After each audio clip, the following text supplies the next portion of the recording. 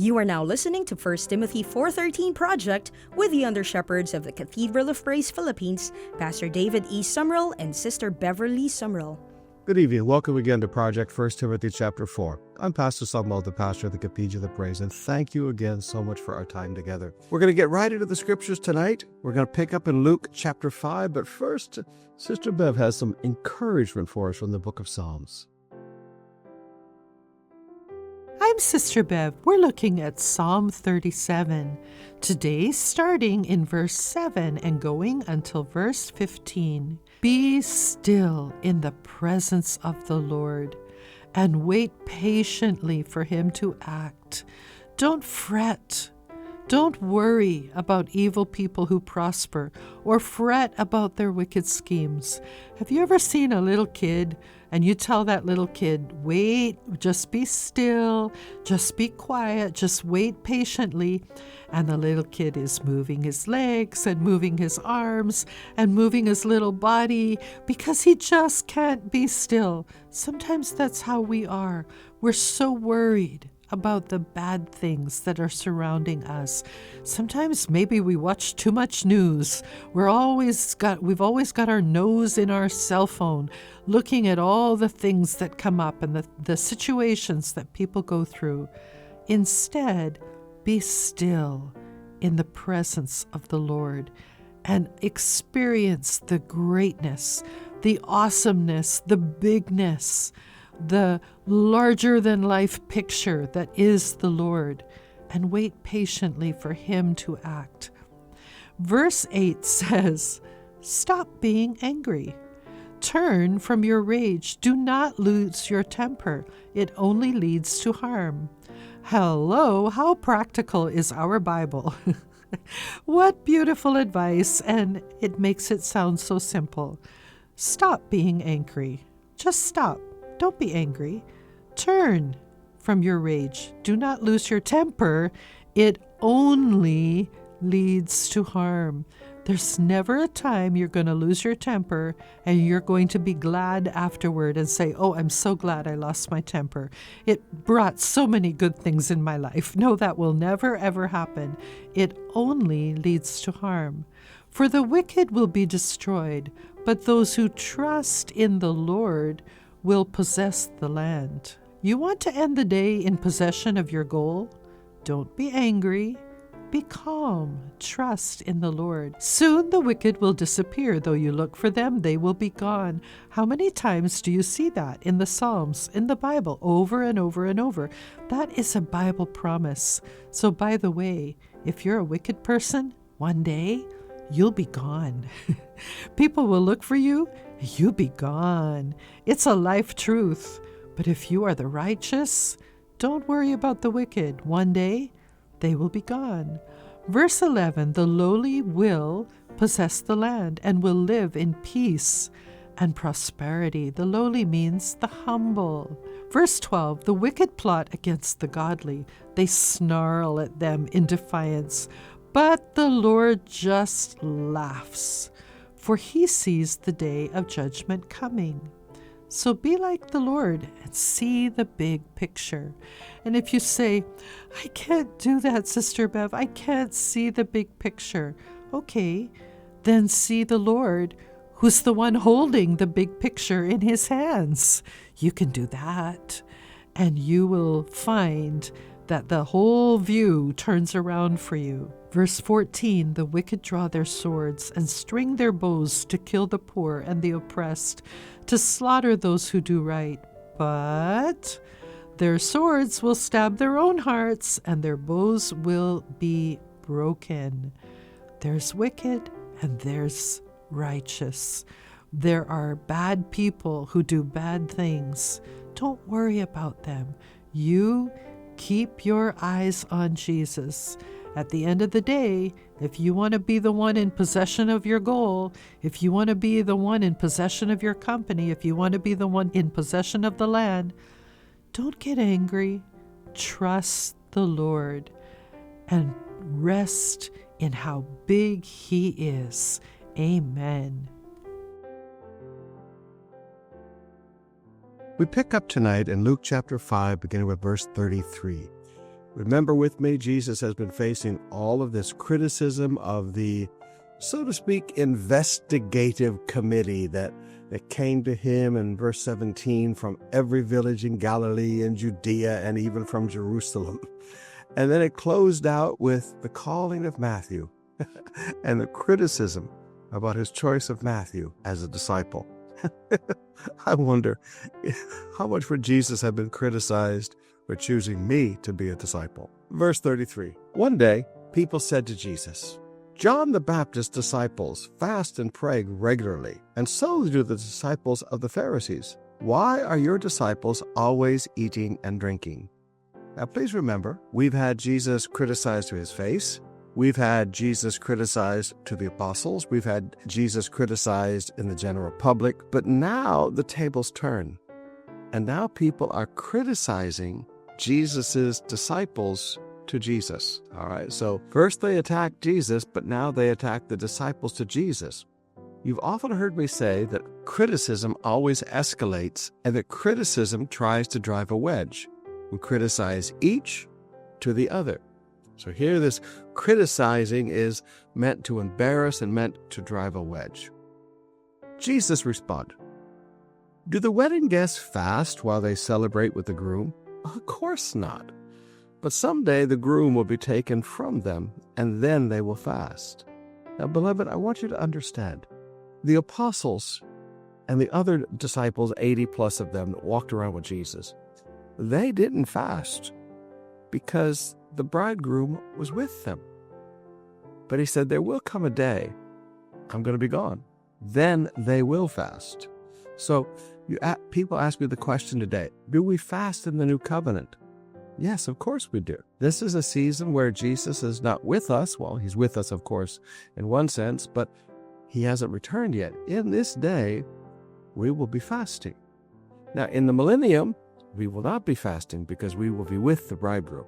But this is a time in which we exercise our free will and we fast. Verse 36. Then Jesus gave them this illustration. No one tears a piece of cloth from a new garment and uses it to patch an old garment, for then the new garment would be ruined and the new patch wouldn't even match the old garment. All right, so this is not about new things replacing old things. This is about what matches, and it's about flexibility. A new piece of cloth requires more flexibility because it has to shrink. So anytime you do something new, you can't attach it to the old because the new thing is going to require some flexibility to adapt and change that the old has already worked out. Then he says in verse 37, no one puts new wine into old wineskins, for the new wine would burst the wineskin, spilling the wine and ruining the skins. Now, basically a wineskin in that day was made out of lambskin. And lambskin, if you've ever touched it, you know how flexible and how stretchable it is until it's stretched once. Okay? And then it doesn't stretch anymore. It gets harder. He said, now, the wine, when you put it into a wineskin, is going to ferment. It's not going to ferment like modern wine because modern wine has all kinds of additives and lots of extra sugar and added things to it. But the old wine would still ferment, maybe 0.5% alcohol content. But as it fermented, it would swell. Now, if you try to put something new in something that's designed to hold an old, again, it's a question of flexibility. The new requires flexibility. All right, let's pick up at verse 38. New wine must be stored in new wineskins. It has the flexibility. It can adapt. But no one who drinks the old wine seems to want the new. The old is just fine, they say. So, all right, this is not saying that the new is better than the old, just that the new requires more flexibility. Now, why do people prefer the old to the new? Well, the new, remember, hasn't adapted yet. It hasn't gone through its development process yet. With wine, it means the dregs have not settled to the bottom yet. So when you would drink the ancient wines that were made in Israel, grapes smashed with their feet and then the juice put into a lambskin bag, it's going to be full of little pieces of dirt. It's going to be full of little pieces of wineskin. It's going to be full of little pieces of sand. It takes time for the dregs to settle, so to speak. That's why people would prefer the old to the new, because it has settled. It doesn't require any adaptability anymore. So this is not a question about new being better than old. It's a question of flexibility, adaptability, and what has already been settled. Chapter 6, verse 1. One Sabbath day, as Jesus was walking through some grain fields, his disciples broke off heads of grain, rubbed off the husks in their hands, and ate the grain. But some Pharisees said, "Why are you breaking the law by harvesting grain on the Sabbath?" Now, let's just back up the bus here for a moment, all right? First of all, obviously the Pharisees were with them and saw it happen, so they're walking along together through the grain fields. Secondly, the apostles weren't harvesting grain. See, the whole issue here is on the definition of the word harvest. The Pharisees changed the definition of harvest to picking something to eat, okay? Picking an olive off of a tree to eat, they would call harvesting. Jesus would call it merienda, all right? So the problem is not in what the Word of God said. The problem was in their application and how they changed definitions. And that's one of the great problems in the church world today. We take New Testament words and we change the definition of the words to a modern definition of the word rather than how the word was meant, and then we create all kinds of weird doctrines. So the apostles had not broken the law. Jesus replied, "Haven't you read in the scriptures what David did when he and his companions were hungry?" All right, so this is not about harvesting, this is about hunger. He went into the house of God and broke the law by eating the sacred loaves of bread that only the priests could eat. He also gave some to his companions. Jesus added, "The Son of Man is Lord even over the Sabbath." Now notice, he uses his title. He uses his title as Messiah, Son of Man. He said, "I'm Lord even over the Sabbath." I like that. You know what? I don't serve the Sabbath. The Sabbath serves me. Verse 6. On another Sabbath day, a man with a deformed hand was in the synagogue while Jesus was teaching. The teachers of the religious law and Pharisees watched Jesus closely. Now just stop right there for a minute. I want you to always remember that your critics watch you closely. One of the sad things I've learned in life is that people who hate you, people who are your critics, they know more about you than sometimes you know about yourself because they're watching you closely. Now, you don't get that because you don't spend your time spying on other people. But it is amazing how critics, they monitor your Facebook page, they monitor your Instagram, they know your schedule, they know where you shop. You know, I've even had people follow me around stores just to see what I would put in my cart when I was shopping. And I looked at them and I smiled and I said, you know, if you'd ask, I'd tell you what I came in to buy. Here's my shopping list. Critics watch you closely. Now notice the purpose of watching. If he healed the man's hand, they planned to accuse him of working on the Sabbath. So enemies, critics have plans for you. Now again, you may not understand this because, you know, good people, we don't have plans for people we don't like. If they don't like us, okay, they don't like us. But, you know, we still choose to walk in love and forgive me. We don't think much about them. But forgive me, you live in a critic's brain. Let me say that again. You live in their brain. And that's what's sad because they don't live in your brain. You live in their brain. They're watching you closely and they're constantly thinking about how to hurt you. Always have plans. Verse 8. But Jesus knew their thoughts. He said to the man with the deformed hand, "Come and stand in front of everybody." So the man came forward. Then Jesus said to his critics, "I have a question for you. Does the law permit good deeds on the Sabbath, or is it a day for doing evil? Is this a day to save life or destroy it?" We looked around at them one by one. Can you imagine Jesus just looking in each person's eyes one by one? Grabe intimidating, diba? He looked around at them one by one and said to the man, "Hold out your hand." So the man held out his hand and was restored. At this, the enemies of Jesus went wild with rage and began to discuss what to do with him. Now, just look at this passage for a moment. Jesus knew he was going to get yelled at. He knew he was going to pay a price for healing this man. But it was the right thing to do. Now, here's the principle, beloved. Never allow critics to control your life. Do the will of God. Do what's right. And don't allow the critics and the pain that they may bring into your life to control your actions. Be self-controlled. Be God-controlled. but don't be critic controlled. Let them say what they want. Let them do what they want.